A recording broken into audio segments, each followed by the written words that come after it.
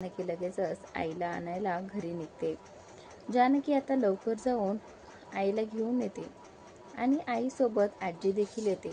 आजीला माहीत आहे की या कंपनीचं नाव आता तिने बदललेलं आहे आणि हे सगळं ती फक्त तिच्याच फायद्यासाठी करत आहे असं आता इथे त्या आजीला वाटत असतं. म्हणूनच आता आजी आता ऑफिसमध्ये आल्यानंतर पाहते तर काय, जानकी एंटरप्राइजेस या कंपनीचं नाव. तर आता इथे तिला कळालं आहे की या कंपनीचं नाव असं आहे. तर त्यानंतर आता या कंपनीचं जे उद्घाटन असतं ते सुमित्राच्या हस्ते होणार आहे हे कोणाला माहीतच नसतं. पण जानकी जी आहे ती म्हणते की आई तुम्हीच या कंपनीचं उद्घाटन करायचं. त्याआधी ही जी आजी आहे ती आजी आता म्हणत असते की हे बघ सुमित्रा, तुला माहीत आहे की या कंपनीचं नाव काय होतं आणि आता काय झालं आहे, त्यावरून तरी समजून घे की कोण बरोबर आहे आणि कोण चुकीचं आहे. यावरून जानकी जी आहे ती म्हणते की आजी, मला वाटलं होतं की तुम्ही बदलला असाल, पण नाही, असं काहीही झालं नाही असं आता इथे ती म्हणते.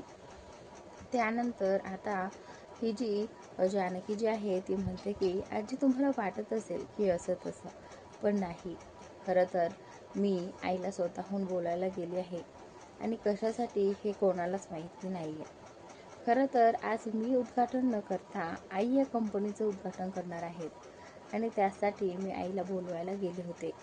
तर आता आई पुढे या आणि रिबीन कापा असं आता जानकी म्हणते. तर आता आईला हे ऐकून खूप बरं वाटतं, कारण आत्तापर्यंत आईचा एवढा विचार कुणीही केला नव्हता. जानकीपेक्षा जास्त कोणीही तिचं नावसुद्धा जास्त काढत नाहीये. अवंतिका आहे, पण जानकीचं जरा जास्तच कौतुक.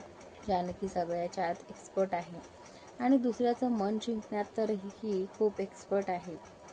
तर आता इथे सुमित्राला खूप आनंद होतो की तिच्या हाताने उद्घाटन होणार आहे.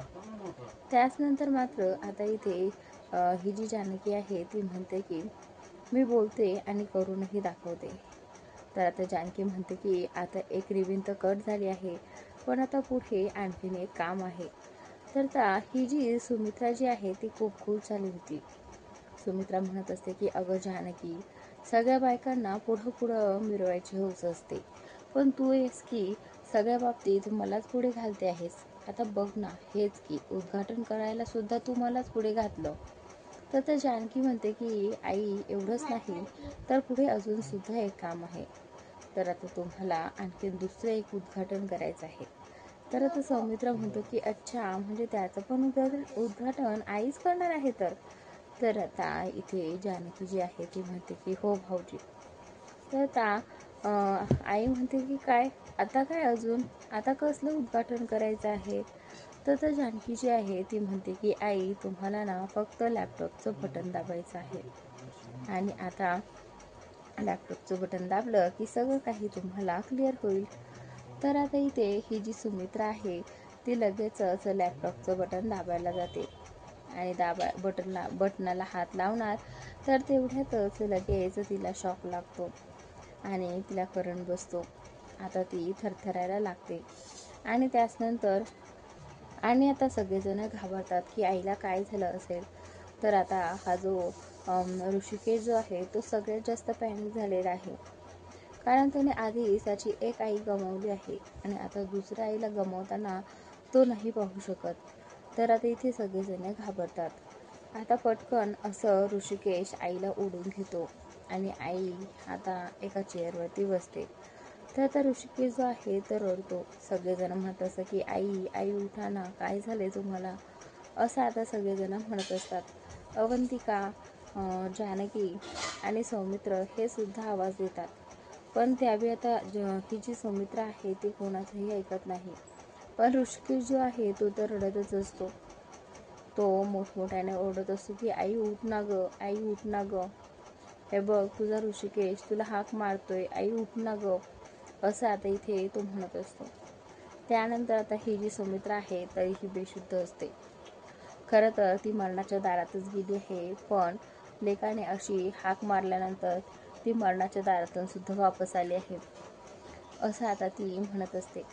तर आता ही जी सुमित्रा आहे तिलाही खूप आनंद होतो की ऋषिकेशने तिला हाक मारली आणि ऋषिकेशचीच हाक तिच्या कानी पडली. तिच्या कानी पडताच सुमित्राचे जरा जरा डोळे उघडायला लागतात. तर ऋषिकेशला आनंद होतो की आई बरी आहे.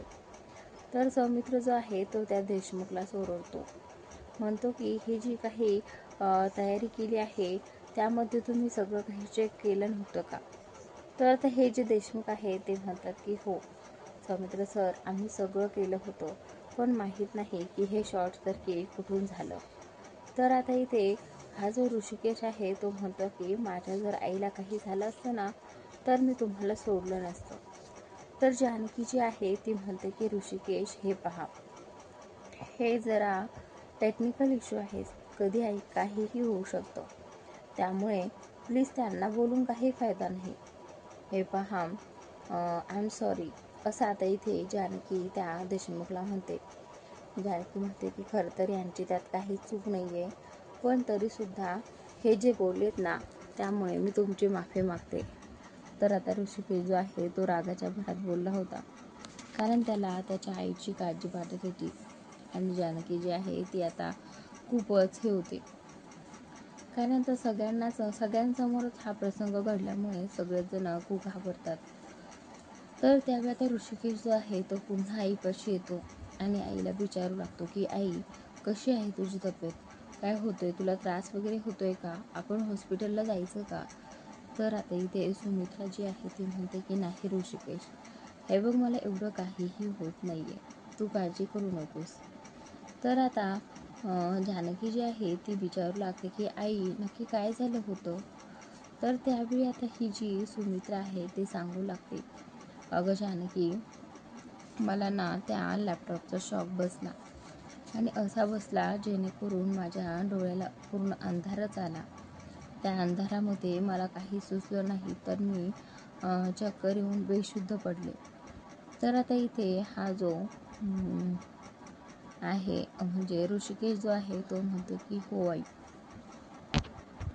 पण आता तू काळजी करू नकोस, सर्व काही व्यवस्थित होईल, मी आलो आहे ना, मी आहे ना, आता तुला काळजी करायची काहीही गरज नाही असं आता इथे ऋषिकेश तिला म्हणतो.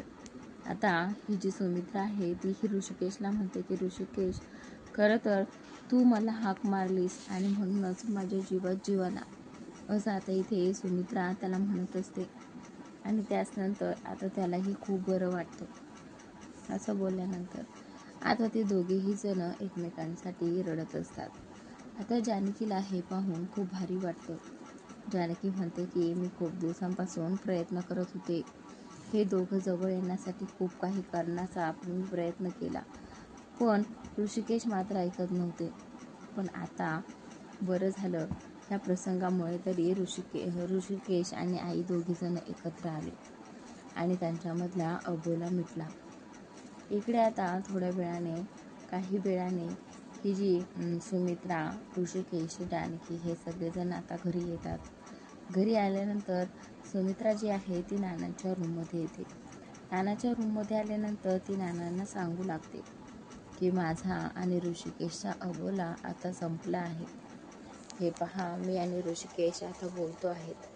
तर आता नानांनाही खूप बरं वाटत असतं, कारण नानांचा ऋषिकेश खूप आवडता आणि हुशार आणि समंजस मुलगा, आणि त्यालाच आतापर्यंत घराबाहेर काढलं होतं आणि त्यामुळे नाना जे आहेत खूप दुःखी होते. पण आता फायनली आता ऋषिकेश घरात आला आहे आणि आता सगळं काही चांगलं होत आहे. आणि सुमित्रासुद्धा आता ऋषिकेश आणि जानकीच्याच बरोबर आहे. अगोदर ती ऐश्वर्याबरोबर होती, पण त्याने खूप काही असं वाटोळं झालं, त्यामुळेच आता इथे त्यांनी निर्णय घेतला की नाही, आता ही ऐश्वर्या जी आहे ती फार चुकीची आहे आणि जानकी जी आहे ती फक्त आपल्या हिताची आहे. तर त्यानंतर आता इथे ऋषिकेश जो आहे तो नानांच्या जवळ येतो आणि नानांशी बोलू लागतो की नाना, हे पहा, जरा वाद झाले होते त्यामुळे मी तुमच्यापासून दुरावलो, पण आता नाही हां, मी आता कधीही असं होऊ देणार नाही असं तो नानांना शब्द देतो. आणि त्यानंतर मात्र आता सगळेजण ज्याच्या त्याच्या रूममध्ये जातात आणि नाना एकटेच रूममध्ये आराम करत असतात. जेव्हा जेव्हा नानांच्या तोंडात आपल्या सगळ्या तोंडातून पार्वती आईचा शब्द जातो तेव्हा तेव्हा नाना इमोशनल होतात. तर जानकी जी आहे ती ऋषिकेशला सांगत असते. तर ऋषिकेश जो आहे तो जानकीला म्हणतो की हो जानकी, जेव्हा माझा जन्म झाला त्याच वेळी काही दिवसांनी पार्वती आईने मला सुमित्रा आईच्या हवाले केलं. खरं तर पार्वती आईला काहीतरी दुखत होतं तिचं, जेणेकरून ती खूप दवाखाने फिरले, खूप काही गोळ्या औषधं केले, पण तरीसुद्धा तिच्यावरती इलाज झाला नाही. आणि नंतर खूप दिवसानंतर तिच्या असं लक्षात आलं की नाही, आता वेळ घालण्यात काहीही उपयोग नाही. काहीही करून आता इथे पार्वती आईंचा शोध घेतला पाहिजे. तर आता इथे हा जो ऋषिकेश आहे तो जानकीला सांगू लागतो की जेव्हा पार्वती आई म्हणजे गेली होती त्यावेळेपासून मला सुमित्रा आईने सांभाळलं, मला लहानचं मोठं केलं आणि आत्तापर्यंत मला कधीही जाणीव होऊ दिली नाही की मी सावत्र आहे. खरं तर सुमित्रा आईने सुद्धा माझ्यासाठी खूप केलं, पण फक्त ह्या गैरसमजामुळे माझी आई माझ्यापासून दुरावली होती. पण जानकी, फक्त तुझ्यामुळे आम्ही दोघे एकत्र आलो आहोत, असं आता इथे ऋषिकेश जानकीला म्हणतो. आणि त्याचनंतर मात्र आता ही जी जानकी आहे ती म्हणते की हे पहा ऋषिकेश, तुम्ही काळजी करू नका, सगळं काही व्यवस्थित होईल, तुम्ही कुठलीही काळजी करायची नाही आणि मनात काही ठेवायचं नाही. कारण आता तुम्ही पाहिलं आहे ना की आईची या सगळ्यामध्ये काही चूक नाही आहे. काही चूक नसताना सुद्धा तुम्हा दोघांना शिक्षा झाली आहे. आणि त्याचमुळे आता इथे मला असं वाटतं की ह्या ऐश्वर्याची झोप मोडली पाहिजे. कारण हे सगळं फक्त आपण त्या ऐश्वर्यामुळे भोगलं आहे. तर आता इकडे जानकी, अवंतिका, सौमित्र आणि सुमित्रा हे सगळेजण एका रूममध्ये असतात. अवंतिका सुद्धा तिथे असते आणि त्यावेळी आता तिथे सारंग येतो आणि सारंग आल्यानंतर तो सुमित्राला म्हणतो की आई, मला ना तुझ्याशी जरा बोलायचं आहे. तर आता आई म्हणते की बोल, काय काम आहे. तर आता सारंग जो आहे तो म्हणतो की आई, मला काही पैसे हवे होते. तर आता सुमित्रा जी आहे ती म्हणते की का, कशाला हवे होते पैसे, कशाला पाहिजेत पैसे. तर आता सारंग जो आहे तो म्हणतो की म्हणजे आता मी काय करणार आणि काय नाही हेही तुम्हाला सांगून करायचं का, पैसे खर्चायचे की नाही खर्चायचे हेही तुम्हाला सांगून खर्चायचे. हे बघ आई, ते जे काही पैसे होते ते माझ्या अकाउंटवरती होते आणि ते पैसे तुझ्या अकाउंटला ट्रान्सफर केले, मग तू मला असं का विचारतेस. हे बघ, मी माझ्या पैशाचं काहीही करू शकतो, असं आता इथे तो म्हणतो. त्यानंतर आता इथे सारंग जो आहे तो आईसोबत खूप वेगळ्या पद्धतीने बोलतो. आणि त्याचनंतर आता इथे सौमित्र आहे तो म्हणतो की सारंग, अरे असं काय बोलतोय. आणि आता जानकी जी आहे ती म्हणते की हे पहा सारंग भाऊजी, तुम्हाला जर इथून पुढे पैसे पाहिजे असतील तर तुम्ही इथून पुढे आईला न मागता तुम्ही अवंतिकाला मागितले पाहिजे. कारण आता हे सगळं जे आहे ते मी अवंतिकाकडे दिलं आहे. म्हणजे घरातल्या सगळ्या काही अकाउंटचा हिशोब अवंतिकाच पाहते आहे. तर त्यानंतर आता सारंग जो आहे तो म्हणतो की म्हणजे मी आता अवंतिका मॅडम समोर भीक मागायची का पैशांसाठी. तर आता सारंग म्हणतो की बरं ठीक आहे, आता मी तेही करतो, कारण मला पैशाची गरज आहे ना. तसं सारंग जे आहे तो त्या अवंतिकासमोर हात जोडतो आणि हात जोडून म्हणतो की हे पहा, मला ना काही पैशांची गरज आहे, जर जमलं तर द्या. त्यानंतर आता इथे ही जी अवंतिका आहे तिलाही सुचत नाही की काय करावं. आणि हा जो सारंग ज्या पद्धतीने बोलून गेला आहे त्या पद्धतीने ती नाही बोलू शकत. तर आता इथे हा जो सौमित्र आहे तो म्हणतो की सारंग, हे काय आहे आणि तू कुठल्या भाषेत बोलतो आहेस. हे बघ, ती अवंतिका माझी बायको आहे, तुला कळतंय ना तू कोणाशी बोलतो आहे. तर तो सारंग जो आहे तो म्हणतो की हो, असं म्हणत आता सारंग तिथून निघून जातो. आणि इकडे आता ही जी ऐश्वर्या आहे ती फक्त विचार करत असते की आता काय केलं पाहिजे, म्हणजे जेणेकरून की आता या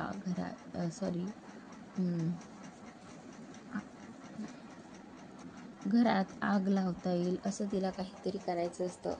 तर आता तिचा डॅडीचा फोन येतो आणि डॅडी तिला विचारत असतात की तुमच्या ऑफिसमध्ये जे काही घडलं त्याने त्या जानकीला काही झालं का. तर आता हा जो ही जी ही ऐश्वर्या जी आहे ती म्हणते की डॅडा, तुमचा प्लॅन फ्लॉप झाला आहे. तुम्हाला माहीत आहे का, त्या जानकीने आईंना त्या लॅपटॉपचं बटन दाबायला सांगितलं होतं आणि त्याच कारणानं आपल्याला कळालं नाही की ते बटन कोणी दाबलं आणि काय झालं. ते बटन जानकीने दाबलंच नाही, ते बटन दाबलं ते फक्त सुमित्रा आईने आणि त्याचा त्रास झाला सुमित्रा आईला.